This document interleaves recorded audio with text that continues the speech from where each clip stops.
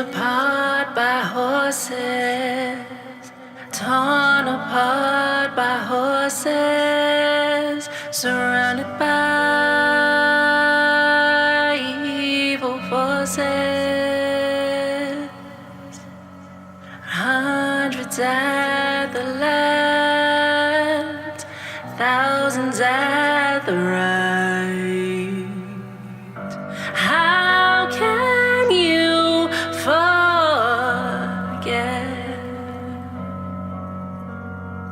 Prophesy before your eyes, it would come to pass. It's said in Deuteronomy, obey all his commands, lest ye forget.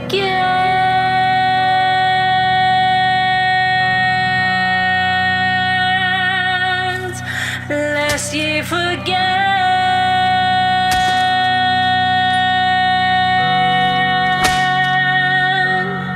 Scattered abroad. The date is August 21st, 1831, on a silent summer evening. Inspired by signs from God, Nat Turner leads a revolutionary slave rebellion that sent shockwaves to Southampton County, Virginia. Going from plantation to plantation, murdering the white slave owners and setting free the slaves, recruiting them to his army with each conquest on a holy mission of freedom. Was he the enraged murderer that the media portrayed him to be? Was he merely inspired by the dream of freedom, like so many slaves often were? Was he driven by divine purpose? What revelations did Nat see in the Holy Bible? Who was Nat Turner? Join us as we answer these questions and many more. Nat Turner, the slave, the prophet, the hero.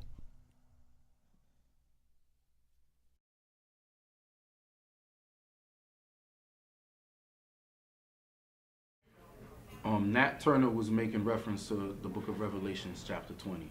All right. He had some pretty, basic understanding of the scriptures. He knew who the serpent was, being a so-called white man. Just like our native brothers, they say the white man speaks with a forked tongue. What has a forked tongue? A snake, a serpent. However, Nat Turner was in the wrong time period. Revelation chapter 20 is talking about after the 1,000-year reign with Christ, but that's going somewhere else. As far as the first should be last and the last should be first, that's making reference to the book of Genesis, when Jacob came out, Esau came out, and Jacob took hold of Esau's heel.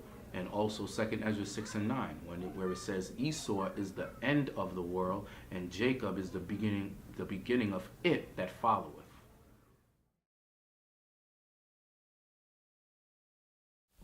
Okay, Nat got the title general from his soldiers, or from the people who joined with him. He didn't call himself a general, unlike a lot of people that you look back in history that as soon as they get something started, they give themselves the title general.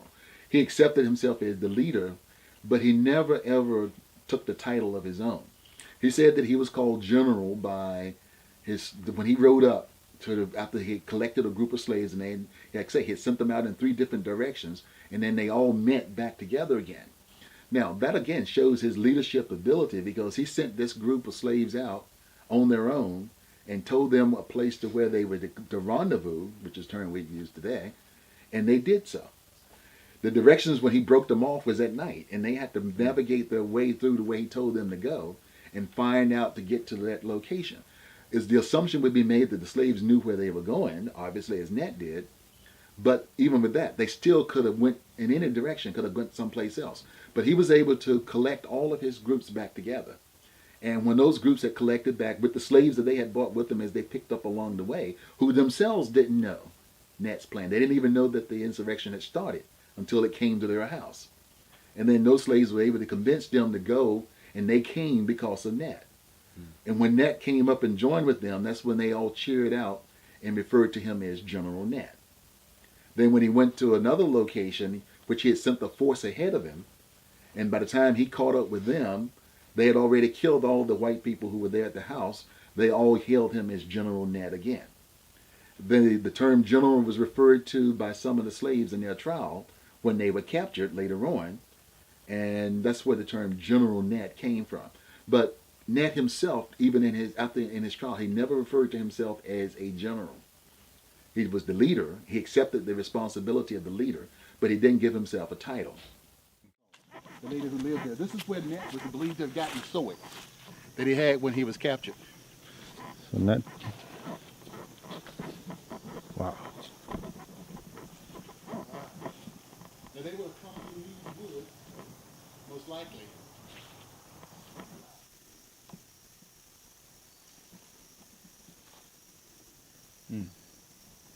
And it would took as much as 10 days before the bodies were found.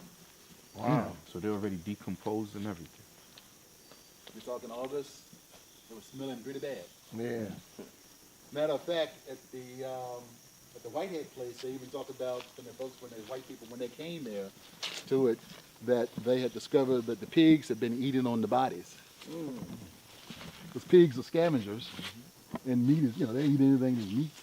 Tell you all what you eat.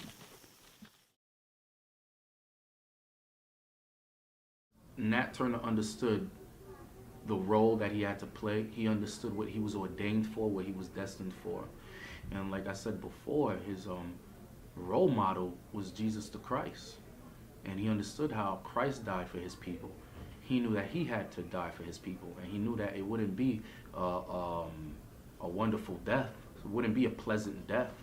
He would either be hung or crucified, just like Christ was crucified. And Nat Turner was ready for that. He understood that. Because remember, he ran away from one of his plantation owners. But by him not being selfish, he returned back for his people. And he understood what would be the results of that insurrection. His main objective was to go throughout plantation and plantation, pick up as much resources as he could, resources being free the slaves and ammunition and so forth, swords, guns, and knives. However, he did say that he was not going to kill those poor whites that lived amongst the slave owners who they themselves didn't own slaves. That's why he spared them. But the women and men and children who had slaves, they were put to death.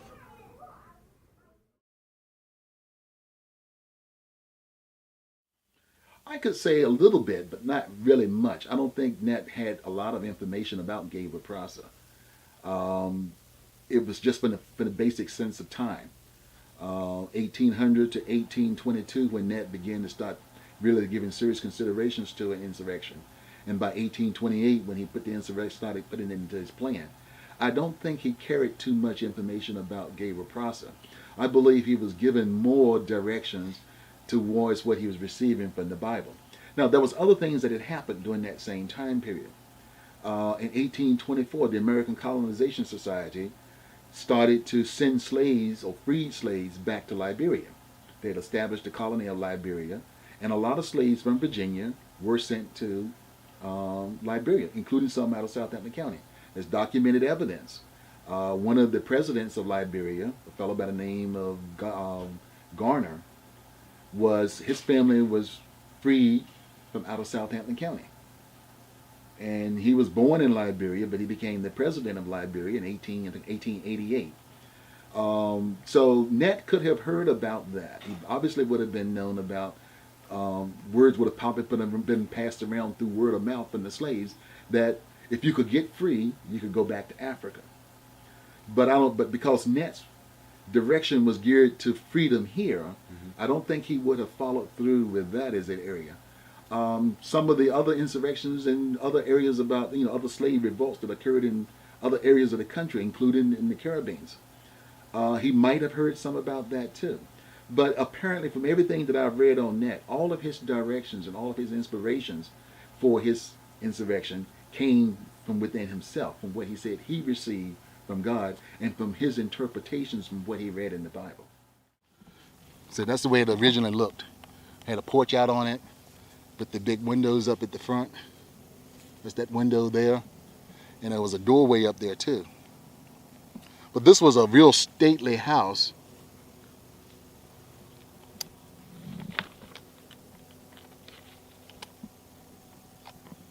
So this is the porterhouse. And the other one was the Reese house. Right.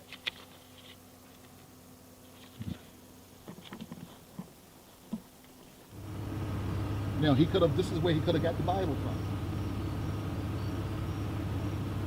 You know, some altruistic or white person could have decided that the Negroes needed the Bible, or the Negro preacher needed the Bible, and gave it to him.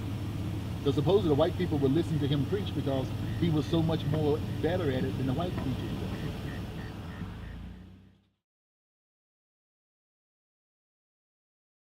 A militant mindset instills discipline, order, and structure in the men. Okay? Nat Turner understood that. That's why they called him general. And his men were in rank order. They had different ranks. When you read the confessions of Nat Turner, he said how they were always marched. They will march from one plantation to the next. They even were riding on horses, all right, which was forbidden during that time, as you see in the movie Django and so forth, all right, because slaves were not supposed to ride on horses. The people that rode on horses were people of high stature, people of position. Nat Turner took this as a sign from God that it was time for him to go forth with his plans of the insurrection. Unfortunately, on the night of the eclipse, it did not happen. Okay. However, what's inspirational and what's divine is that the slave insurrection of Nat Turner occurred on August 21st, 1831. What other insurrection or slave revolt happened during that time? The Haitian slave revolt. Okay? And Nat Turner wasn't even born yet when the Haitian slave revolt started, which was in August 21st, 1791. That's when the Haitians started revolting against tyranny, against oppression from the French Caucasians, and they gained their freedom, I believe, in 1804. Okay, but it started August 21st, the same day that Nat Turner had his in 1831. All right, so I believe that was a divine inspiration of God, that those two slave revolts were on the same exact day.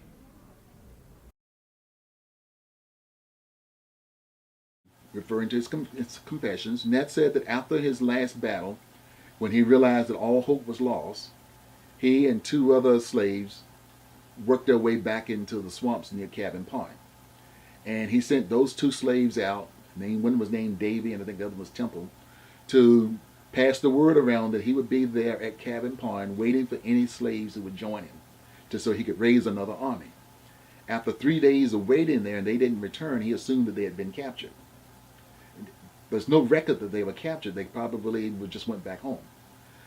He said after a few days of waiting there, he started seeing white people coming around as though they were looking for someone. So he decided that now that everything was lost, so he decided to go into hiding. And he went into an area of the woods near where he had originally started from, near the Cabin Pond, and he hid out there in what they call a cave. People think of the term of a cave as being this piece of monolithic thing similar to a cave that you would see in Luray Cave. It was really just a hole that he dug in an embankment under a tree. And he lived in there for over 60 days, coming out only at night to get food and water and probably to go around the houses. It was also during that time that he more than likely had communications with his wife and probably a few other slaves. But he said that one night when he had been out and he came back, a dog had came into the cave for some food that he had hidden there. And then a few nights later, that same dog came back with some other slaves who were hunting, and they discovered him, and he'd been afraid that those slaves would turn him in. He left that cave and went to another location.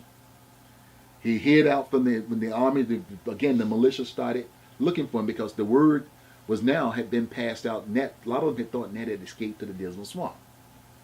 During this whole time of those nearly 70 days that he was out in hiding, no one knew exactly where he was. Or no white people knew that he was. They were still looking for him. There was wanted posters out. There were militias on the road every night looking for him. But he managed to avoid them and stay hidden. And on his last day when he was captured, he said he was hiding again from a group of militia when Benjamin Phelps just happened to come across where he was hiding and raised his gun on him. And he said that he felt that it was better to turn himself in to Benjamin Phelps than to one of the militia groups, which was probably a smart move because the militia group probably would either shot him or hanged him right then and there. Benjamin Phelps took him in to get the reward. And that's how he was brought in for trial. So that's again, those were the actual facts about it.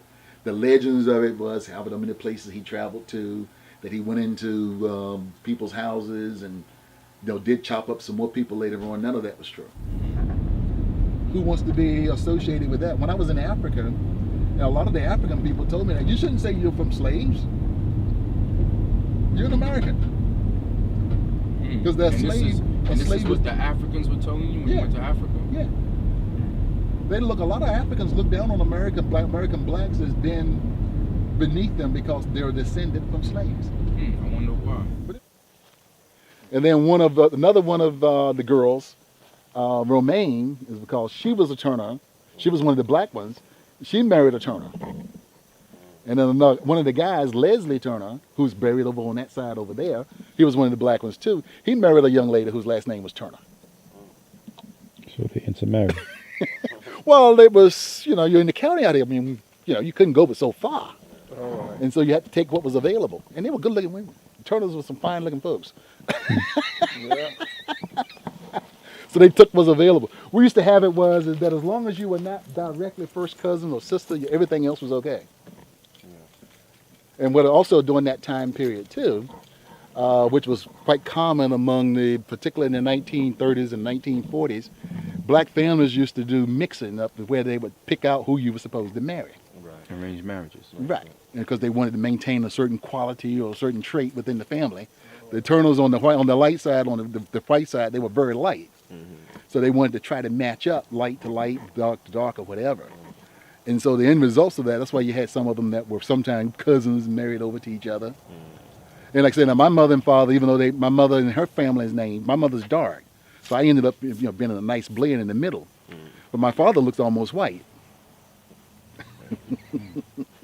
When he was in the military during World War II, they kept trying to throw him in the white side because the military was segregated during World War II. Mm-hmm. Wow.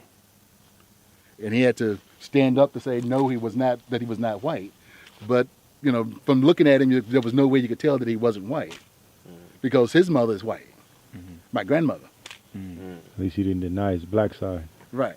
And see, Herbert Turner was half white, but Anzella, who was his wife, was his third wife. She was mostly all white, but she was a little bit of Indian. But she looks almost all white. So her children that she had with him were all white, but the children that he had with his other wives were dark. Mm-hmm. People used to say the average picker was expected to pick over 200 pounds a day. Otherwise, you get a whipping. Exceptional picker man could pick 300 pounds a day. So Nat would usually be expected to pick anywhere between 250 to 300 pounds of cotton a day during cotton season. Now, it only comes in once a year. Wow. But during the time when it's in, they had to collect it and get it in. Now, during Nat's time, corn was more of the bigger crop than cotton. They did grow cotton out here, and peanuts didn't come until later. All right. Tobacco was a big crop, and corn was the big crop. So the house was like back there with the house is right over there, where the opening is, on this side right over here. All right. When they came out, that was where the house was moved to. That was where either the slaves that lived at, and the main house was further down there. So they actually killed them down there. But this was the house that stood here for a long time, but the house that they were actually killed in. The Turners no longer own any of this land over here, nor do the Francis. So this cotton that I just picked is from the Chandler's plantation. Yeah. The use of it. Yeah, see what you do is the cotton gin, you see the seeds in it? Yeah. But getting the seeds out was the hardest part. That's why you have to have a cotton gin. All and right. trying to pull that seed out during the time of Nat Turner, the cotton gin had just started being developed. And the way you get you have to pull that seed out of the seed out of there. So that's what it was getting, the cotton or the seed. That's what they wanted. They wanted the fiber. You get the seeds out, and then now you could take this. If you take this and start rolling it, you just throw your seeds down and roll the cotton like that. You can make it into a thread. All right. This is amazing. Yeah. See, roll it into a thread. And you keep rolling it and rolling it and rolling it and rolling it till it becomes strong enough as a material. And then they mix it with some type of liquid that makes it stick together. And then you twist it and twist it and twist it tighten it, and you can get a fiber. See? All right. Yeah. And you do enough of that, and then you can get a thread with it, and those threads you can weave it together, and that's where you make your cloth. So this is the basis for the textile industry as it developed, was cotton. And so you just keep twisting it, you can make a thread. So he had to pick 300 pounds, and he had to pull the seed out. Well, before that, yeah, they had other slaves who would use it. Right. The people would kick it out of the field, bring it in. And when it had to be done by hand, as you can see, it was very difficult to get all that seed out. Well, the cotton gin was the first machine that was built by Eli Whitney to mechanically remove the seed. That made growing cotton as a cash crop very profitable. Wow. Because back then, for instance, to try to gin this much field, you usually would get 2,800 pounds, anywhere from 2,800 pounds to 3,000 pounds of cotton per acre. This is about a 40-acre field right here. Wow. So you're talking 40 times 2,800. So you're dealing with right around about 82,000 pounds of cotton. And I'm thinking to myself, you just going through it, you guys You have to just pick it like bend that. It, yeah, you just. And they used to pick it in 3 or 4 different phases. As you see, some of it is already out. Yes. So in the old days, they would come through and pick it as soon as it started to go out. Then as the other bowls would open up, they would come back and pick it again. They wouldn't wait for it all to come out. Now that they use machines, they have to wait for it all to open up. All right. But when it's like that, you run the risk that the weather can go bad on you. Or because it's dry, it can catch on fire and you can lose the whole crop. So slaves used to have to come out here and work in this sun up to sundown every day to pick this stuff. I'm keeping this. Yeah. The memorabilia. This is official cotton from the Travis plantation. All right, that Nat Turner slaughtered right here. All my- praises. Keep Was it. the basis for the reason for why Nat Turner was a slave.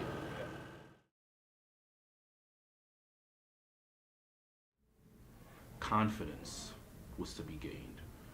The thought of freedom was to be gained. To inspire the minds of other so-called slaves was to be gained. All right. The slaves at that time, we had to serve out our captivity because it was written in the Holy Bible. All right. Inspiration is a big thing with our people. If we could inspire the minds of one, we could inspire the minds of 1,000. So Nat Turner understood this. Even though he was unable to free all of the so-called blacks that were in captivity at that time, he was able to inspire the people, give the people some kind of sense of hope. Nat Turner teaches us a lot today. It teaches us that whatever state we're in, whatever position we're in, we could never rise above our people. One thing that sticks out in my mind about Nat Turner is that he ran away from his plantation. He ran away from his slave master. He left everything. Left his wife, ran away. The reason he came back, because he understood the will of his father. He came back for the rest of the slaves. He came back to freedom, because that was the will of his father, all right? As pertaining to his visions that he had, his dreams that he had, and from him just researching the scriptures, he knew that he was ordained for some great purpose. You know, a lot of our people, just, you know, society today, a lot of our people, they're a selfish people. They're out for self. But Nat Turner was about his people. He was ready to put his life on the line because he knew he was going to die. Most of the times when he engaged in conversations with the other slaves, he was discussing death. He knew he was going to die, but he was ready to die for his people. Most blacks and Hispanics today were not ready for that. Our forefathers was on another level. So Lord willing, we're able to reach to be on the level of our forefathers.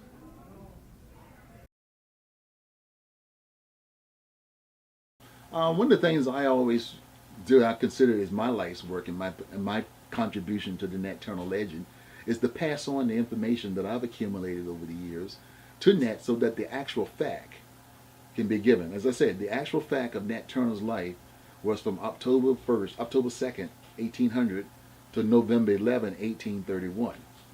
The fiction or the history and the myth of the man since that time has been many variations in many, many different ways of people have interpreted or presented that information. Some of it accurate, Some of it not very accurate, some of it just plain long out and out false, and some of it even maliciously out and out false.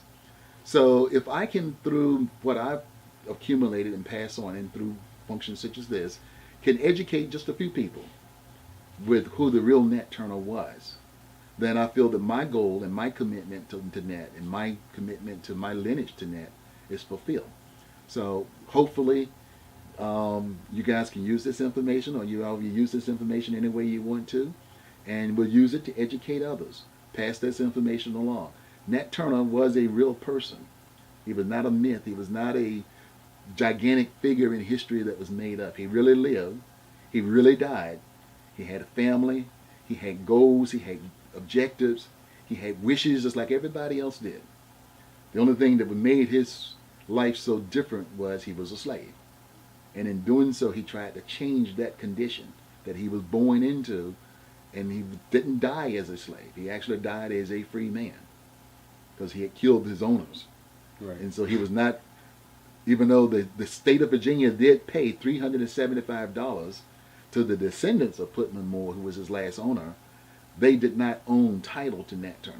So on the day that he was hanged, November 11, 1831, Nat Turner died a free man, not a slave. There was a poem that I had wrote years ago, and I sometimes give lecture to people, and Nat was, as far as we know, was not given a decent burial, or the benefit of a burial, nor did the people in the area be allowed to stand around his grave and grieve him or anything else.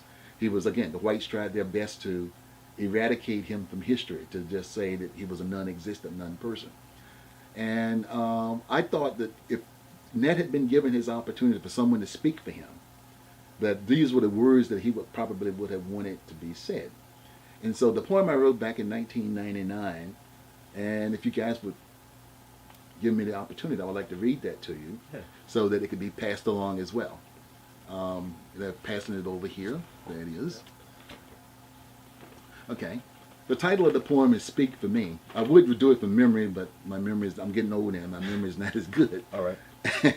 So in case I haven't been it for a while, but again, it says, Speak for me, and this is for Nat Turner, that if he had had a funeral, that if I had been there, I would have read this standing beside his grave.